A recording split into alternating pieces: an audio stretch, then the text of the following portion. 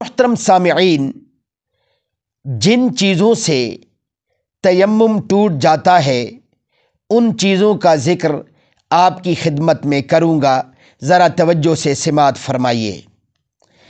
جن چیزوں سے وضو ٹوٹتا ہے تیمم بھی ان سے ٹوٹ جاتا ہے، یہ مسئلہ آپ ذہن میں رکھیں۔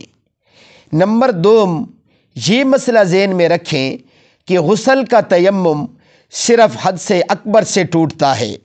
حدث اکبر کہتے ہیں احتلام وغیرہ ہو جانا۔ نمبر 3، پانی نہ ملنے کی وجہ سے ایک شخص نے تیمم کیا تھا، تو جب اسے پانی پر قدرت حاصل ہو جائے گی تو اس کا تیمم بھی ٹوٹ جائے گا۔ نمبر 4، ایک شخص نے مرض وغیرہ کی وجہ سے تیمم کیا تھا، تو جیسے ہی اس کی مرض ختم ہو جائے گی تیمم بھی فوراً ٹوٹ جائے گا۔ اللہ رب العزت ہمیں اپنی تمام زندگی شریعت کے مطابق بسر کرنے کی توفیق عطا فرمائے۔